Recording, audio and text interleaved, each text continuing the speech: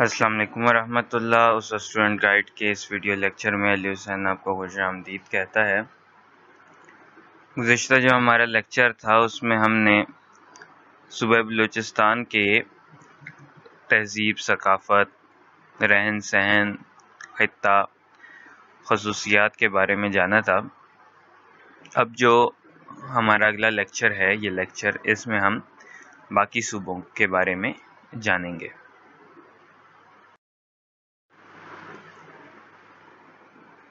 صوبہ بلوچستان پاکستان کا رقبے کے لحاظ سے سب سے بڑا صوبہ تھا۔ اب ہم صوبہ پنجاب کے بارے میں دیکھیں گے، جانیں گے، جو کہ آبادی کے لحاظ سے پاکستان کا سب سے بڑا صوبہ ہے۔ پنجاب دو لفظوں پنج اور آب سے مل کر بنا ہے۔ پنج کے معنی پانچ اور آب کے معنی پانی کے ہیں۔ گویا پنجاب کے معنی ہوئے پانچ دریاؤں کی سرزمین۔ اس صوبے کی سرحدیں بھی باقی تینوں صوبوں سے ملتی ہیں۔ اگر نقشے میں دیکھیں تو جنوبی حصہ جو ہے وہ صوبہ سندھ سے جڑا ہے، جنوب مغربی حصہ بلوچستان سے، مغربی اور شمال مغربی صوبہ خیبر پختونخوا سے، اور شمال میں جو ہے وہ آزاد جموں و کشمیر اور مقبوضہ کشمیر کی سرحدیں موجود ہیں، جبکہ مشرق میں ہندوستان آتا ہے۔ جب ہم کہتے ہیں پنج آب، پانچ دریا، تو پانچ دریا کون کون سے؟ سب سے اوپر سے یعنی گلگت بلتستان سے ہوتا ہوا جو دریا آ رہا ہے وہ ہے صوبہ سندھ، دریائے سندھ، معذرت چاہتا ہوں، انڈس ریور۔ اور اس کے بعد جہلم، چناب، پھر راوی اور آخر میں ستلج۔ یہ راوی اور ستلج جو ہیں یہ ہندوستان سے آتے ہیں، یعنی ہندوستان سے ہوتے ہوئے آتے ہیں، جبکہ چناب اور جہلم جو ہے یہ مقبوضہ کشمیر سے ہوتے ہوئے آتے ہیں، جبکہ جو دریائے سندھ ہے وہ گلگت بلتستان اور خیبر پختونخوا سے ہوتا ہوا پنجاب میں داخل ہوتا ہے۔ پنجاب کا دارالحکومت لاہور ہے۔ اسے پاکستان کا دل کہا جاتا ہے۔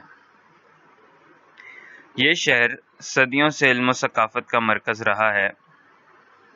ملتان، فیصل آباد، سیالکوٹ، گوجرانوالا اور بہاولپور کا شمار پنجاب کے بڑے شہروں میں ہوتا ہے۔ اس کے علاوہ اور بھی بہت سے شہر ہیں جو کہ اپنی مثال آپ ہیں۔ فیصل آباد کو پاکستان کا مانچسٹر کہا جاتا ہے۔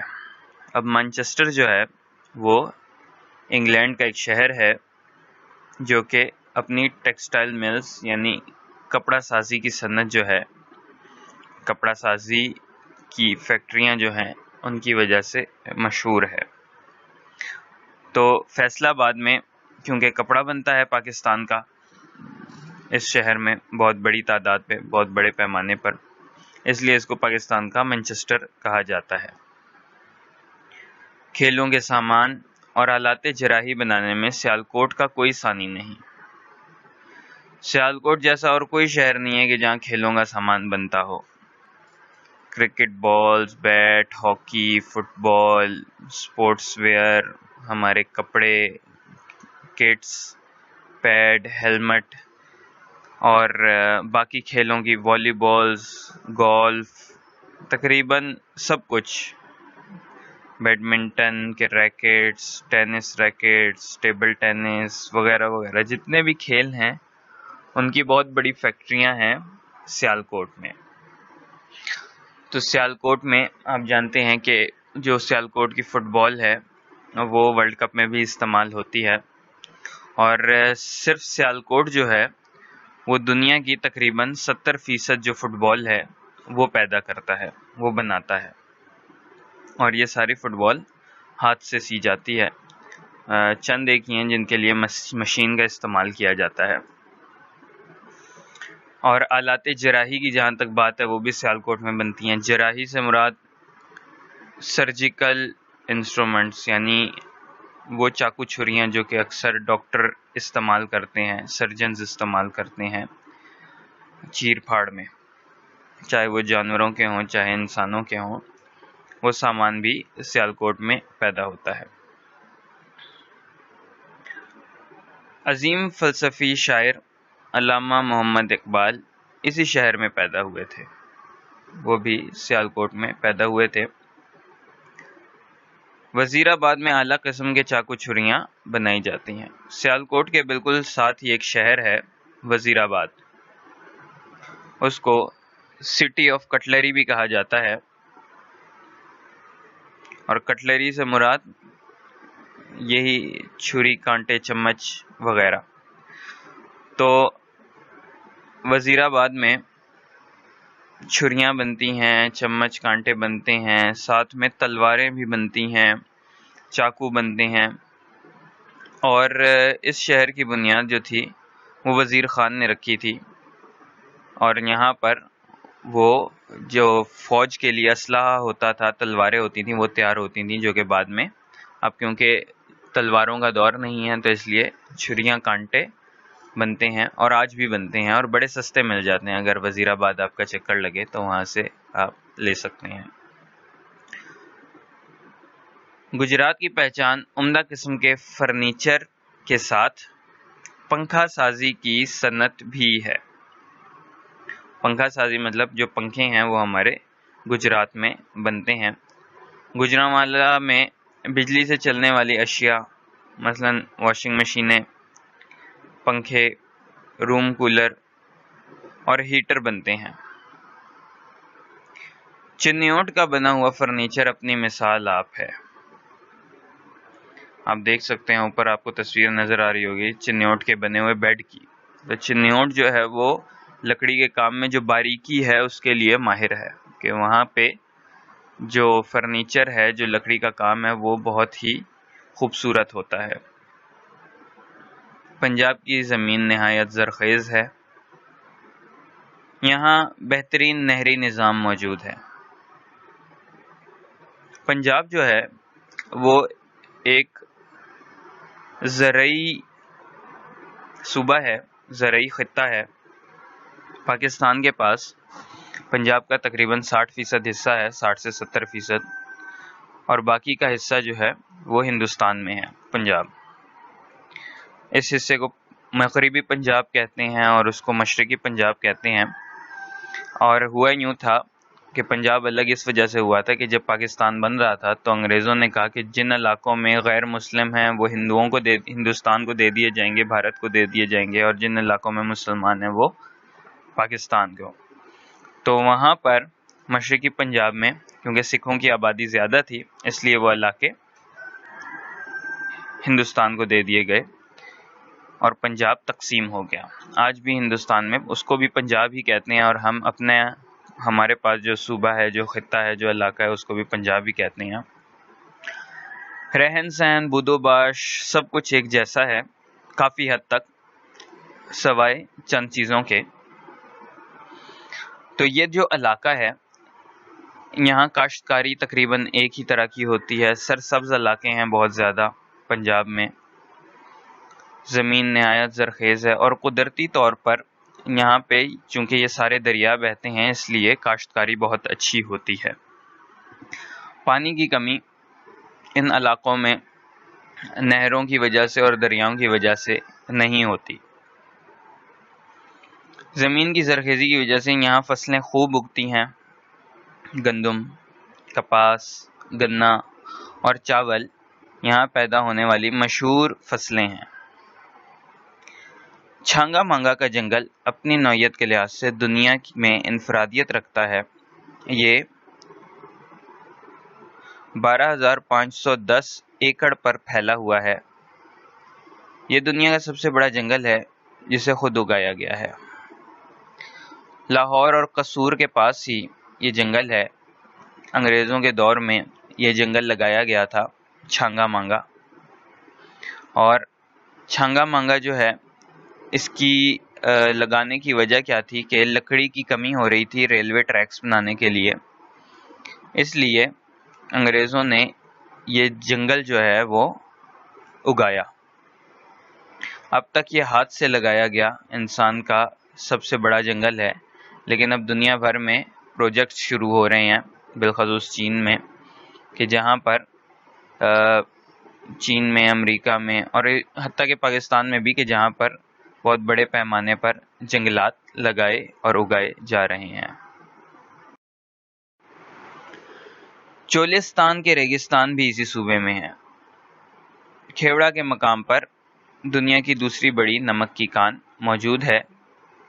آپ جو سب سے اوپر تصویر دیکھ رہے ہیں فورٹ دراوڑ کی، قلعہ دراوڑ بھاولپور میں ہے، چولستان میں ہے، جہاں اونٹ آپ دیکھ رہے ہیں۔ اور یہ صحرائی علاقہ ہے، کچھ حد تک صحرائی علاقہ۔ اور جہاں تک کھیوڑا کی بات ہے، پنک سالٹ، گلابی نمک جو ہے یہاں کے پہاڑوں سے نکلتا ہے، دریائے جہلم کے کنارے پر یہ موجود ہے کھیوڑا۔ پنجاب میں کوئلے کے بھی وافر ذخائر موجود ہیں۔ اس کے علاوہ پنجاب میں ساہیوال کے قریب ہڑپا سے ملنے والے آثار قدیمہ بھی خاصی اہمیت رکھتے ہیں۔ یہ تو تھا صوبہ پنجاب۔ اب آتے ہیں صوبہ سندھ کی طرف۔ سندھ کا نقشہ آپ دیکھ سکتے ہیں۔ سندھ کو مہران کے نام سے بھی پکارا جاتا ہے، اس کو وادی مہران بھی کہتے تھے۔ سندھ کا لفظ سندھو سے نکلا ہے۔ سنسکرت میں سندھو دریا کو کہتے ہیں۔ دریائے سندھ کی وجہ سے اسے یہ نام دیا گیا۔ اب اس نام کی خاصیت بتاؤں تو یہ جو لفظ ہے سندھو، اس وقت پورے ہندوستان کا نام ایک زمانے میں سندھو ہوا کرتا تھا، کہ یہ سب سے بڑا دریا ہے پورے ہندوستان میں۔ تو اس پورے خطے کو سندھو یعنی دریاؤں کی سرزمین کہا جاتا تھا، اور بعد میں پھر وہ لفظ سندھ سے انڈ بنا۔ اب جیسے دریائے سندھ کو ہم انگلش میں انڈس کہتے ہیں، انڈ، اور انڈ سے ہی انڈیا لفظ بن گیا، ہند بن گیا، ہندوستان بن گیا۔ تو یہ سارے لفظ سندھ سے ہی نکلے ہیں۔ اور اس علاقے میں جو سب سے پہلے آباد ہوئی وہ دریائے یعنی بنگلہ دیش، پاکستان، انڈیا میں جو سب سے پہلے انسان ماضی میں آ کر آباد ہوئے تھے، وہ دریائے سندھ کے کنارے ہی آ کر آباد ہوئے تھے، کہ سب سے پہلے انسانوں کی جو تہذیب ثقافت تھی وہ یہیں شروع ہوئی تھی۔ یہاں کا دارالحکومت کراچی ہے۔ نقشے میں آپ دیکھ سکتے ہیں ساحل سمندر کے کنارے جنوب میں کراچی واضح ہے۔ یہ پاکستان کا سب سے بڑا شہر ہے، اسے روشنیوں کا شہر کہا جاتا ہے۔ پاکستان کی سب سے پہلی بندرگاہ بھی کراچی میں ہے۔ بندرگاہ سے مراد سمندری علاقے میں جو پورٹ بنائی جاتی ہے، جیسے کہ آپ تصویر میں دیکھ سکتے ہیں بحری جہاز کھڑا ہے اور اس کے اوپر کنٹینرز ہیں، تو وہ پاکستان کی جو پہلی بندرگاہ تھی وہ کراچی میں بنائی گئی، اور اب دوسری جو ہے وہ گوادر میں بنائی گئی ہے۔ اس کے بعد بانی پاکستان قائد اعظم محمد علی جناح کا تعلق بھی اسی شہر سے تھا، کراچی سے تھا۔ ان کا مزار بھی کراچی میں ہی ہے۔ مزار قائد کو آپ دیکھ سکتے ہیں، بہتر طریقے سے جانتے ہیں۔ محمد بن قاسم نے 712 میں راجہ داہر کو شکست دی اور سندھ فتح کیا۔ محمد بن قاسم عربی تھا اور سندھ میں اسلام جو لے کر آئے وہ اس دور میں محمد بن قاسم کے ذریعے آیا۔ مسلمان تو خیر یہاں پہ بھی رہتے تھے لیکن کم تعداد میں تھے۔ باقاعدہ طور پر محمد بن قاسم آیا اور ایک اسلامی حکومت بنی، اور وہ سندھ میں بنی، اس لیے سندھ کو باب الاسلام بھی کہتے ہیں۔ اس وقت کراچی نہیں تھا، اس وقت یہاں ایک شہر ہوتا تھا دیبل، تو دیبل میں جو ہے وہ یہ جنگیں لڑی گئی تھیں۔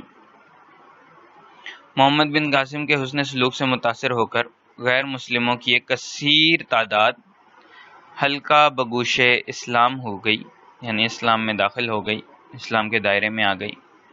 تاہم ابھی بھی سندھ میں ہندو قوم خاصی بڑی تعداد میں آباد ہے۔ سندھ کی آبادی کا 7.5% ہندو آبادی پر مشتمل ہے۔ سندھ میں بولی جانے والی بڑی زبان سندھی ہے۔ وادی سندھ کی تہذیب نہایت قدیم تہذیب ہے۔ وادی سندھ کی تہذیب سے مراد وہی جو میں نے آپ کو بتایا تھا کہ لوگ یہاں پر آ کر سب سے پہلے آباد ہوئے۔ دنیا میں اگر کوئی سب سے قدیم تہذیب مانی جاتی ہے تو وہ وادی سندھ کی تہذیب ہے، یعنی لوگ دنیا بھر میں سب سے پہلے جو آباد ہوئے تھے وہ اسی خطے میں آ کر آباد ہوئے تھے، یعنی سب سے پرانے شہر ادھر ہی تھا۔ موئنجو ڈارو سے ملنے والے آثار قدیمہ یہاں کے قدیم لوگوں کی فنی مہارت اور اعلیٰ معیار زندگی کا پتہ دیتے ہیں۔ سب سے اوپر آپ کھنڈرات جو دیکھ رہے ہیں وہ موئنجو ڈارو کی باقیات ہیں، اور یہ ایک بہت بڑا شہر تھا کہ جو مصر سے بھی بہت پہلے بنا تھا۔ ٹھٹھہ کا قدیم تاریخی شہر اسی صوبے میں ہے۔ حیدرآباد کے قریب ہی یہ شہر ہے ٹھٹھہ، اور دریائے سندھ یہاں سے گزر کے جاتا تھا۔ پہلے یہاں ٹھٹھہ تک بندرگاہ ہوتی تھی کہ جہاز اور کشتیاں جو ہیں وہ ٹھٹھہ شہر تک آتے تھے پرانے زمانے میں۔ اب جو ہے وہ سارا علاقہ خشک ہو گیا ہے اور سمندر بہت دور چلا گیا ہے۔ یہاں کی جامع مسجد اور منچر جھیل بہت خوبصورت ہے۔ یہاں مکلی کا قبرستان ہے، اسے دنیا کے بڑے قبرستانوں میں شمار کیا جاتا ہے۔ ٹھٹھہ شہر کے بالکل ساتھ ہی ہے مکلی کا قبرستان، آپ نیچے اس کی تصویر دیکھ سکتے ہیں۔ یہ غالباً 10 کلومیٹر لمبا قبرستان ہے۔ صوبہ سندھ کا زیادہ تر رقبہ بنجر اور غیر آباد ہے، یعنی کم لوگ ہی رہتے ہیں۔ جہاں جہاں پاشی کے لیے پانی موجود ہے وہاں فصلیں ہوتی ہیں۔ یہاں آم، کھجور اور کیلے کے باغات ہیں۔ آم، کھجور اور کیلا سندھ میں بہت بڑی مقدار میں پایا جاتا ہے، بلکہ پاکستان میں مشہور ہے۔ کھجور، آم اور کیلا سندھ سے آتا ہے۔ سندھ کے لوگ بھیڑ، بکریاں اور اونٹ پالتے ہیں۔ سندھ میں 3.5 کروڑ کے لگ بھگ لوگ آباد ہیں۔ یہاں کی سندھی ٹوپی اور اجرک خاص طور پر مشہور ہیں۔ سندھی ٹوپی کی آپ تصویر دیکھ سکتے ہیں، شیشوں کی بنی ہو، شیشے لگے ہوتے ہیں اس پہ، ایک خاص اس پہ آگے کٹ ہوتا ہے۔ اور اجرک جو ہوتی ہے یہ چادر ہوتی ہے، اور یہ اپنے خاص ڈیزائن کی وجہ سے، یعنی اس پہ جو خوبصورت قسم کا پیٹرن بنا ہوتا ہے، ترتیب بنی ہوتی ہے، اس کی وجہ سے یہ مشہور ہیں۔ اور سندھ کے مشہور شہروں میں حیدرآباد، سکھر، نواب شاہ، میرپور خاص اور لاڑکانہ شامل ہیں۔